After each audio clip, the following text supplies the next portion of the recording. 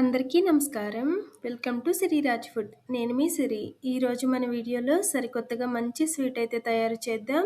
Taste కూడా చాలా అంటే చాలా బాగుంటుంది. ఈ వీడియో మీకు నచ్చితే తప్పకుండా like, share and subscribe friends. దీనికోసం ముందుగా గ్యాస్ మీద గిన్నె పెట్టుకొని 1 కప్పు బెల్లం, కప్పు నీళ్లు పోసి బెల్లాన్ని కరిగించుకోవాలి. బెల్లం అనేది కరిగితే సరిపోతుంది. పాకమేమీ రావాల్సిన అవసరం లేదు.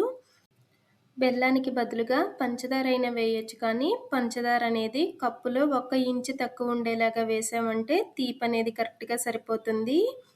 ఇక్కడ బెల్లం అయితే కరిగిపోయింది కదా, దించి పక్కన పెట్టేద్దాం. ఒక మిక్సీ జార్ తీసుకొని 1 కప్పు ఉప్మా రవ్వ, 2-3 కొబ్బరి ముక్కలు, 2-3 యాలకులు వేసుకొని వీలైనంత మెత్తగా పొడి పట్టుకోవాలి. పొడి అనేది ఈ మాత్రం అయితే సరిపోతుందన్నమాట. ఇప్పుడు దీనిని మనం పిండి కలుపుకోవడానికి వీలుగా ఉండే గిన్నెలో వేసేద్దాం. ఈ పొడిలోకి అరకప్పు గోధుమ పిండి, అలానే 1 చిటికెడు ఉప్పు వేసుకొని ఒక్కసారి మంచిగా కలుపుకోవాలి. మన ఛానల్లో ఈజీగా తక్కువ టైంలో చేసే స్వీట్స్, స్నాక్స్, హెల్తీ రెసిపీస్ చాలా ఉన్నాయి. కుదిరితే ఒక్కసారి చూడండి. వీడియోస్ మీకు నచ్చితే తప్పకుండా సబ్స్క్రైబ్ చేయండి. ఇలా కలుపుకున్న పిండిలోకి మనం ముందు తయారు చేసి పెట్టుకున్న బెల్లం సిరప్ని వడకట్టి పోసుకోవాలి. పంచదారతో చేయాలి అనుకుంటే కప్పులో 1 ఇంచు తక్కువ ఉండేలాగా పంచదార పొడి పట్టుకొని ఆ పొడిని వేసి 1 కప్పు నీటిని మరిగించి పోసుకుంటే సరిపోతుంది.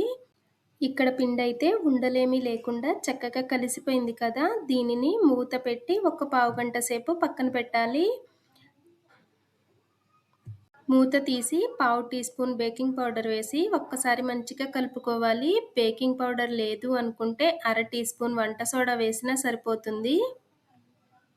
ఇలా కలుపుకున్న పిండిని అయితే పక్కన పెట్టేసి గ్యాస్ మీద పాత పెనం ఏదైనా ఉంటే పాత పెనం పెట్టి పైన పొంగనాలు వేస్తాం కదా, పొంగనాలు ప్యాన్ పెట్టుకొని వేడెక్కిన తర్వాత 1 స్పూన్ నెయ్యి వేసుకొని ముందు మనం తయారు చేసి పెట్టుకున్న పిండిని ఒక్కొక్క స్పూను వేసుకొని మూత పెట్టి 2-3 నిమిషాలు ఉడకనిచ్చామంటే చక్కగా పొంగుతాయి అన్నమాట.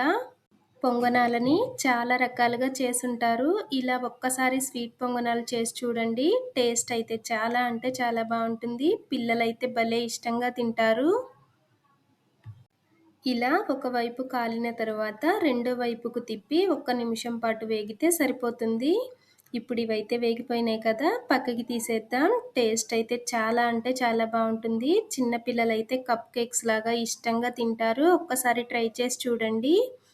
ఈ వీడియో మీకు ఎలా అనిపించిందో కామెంట్ చేయండి. ఈ వీడియో మీకు నచ్చితే తప్పకుండా లైక్ చేయండి, షేర్ చేయండి, సబ్స్క్రైబ్ చేయండి. రేపు ఇంకో సరికొత్త రెసిపీతో మళ్ళీ కలుసుకుందాం. By bye friends.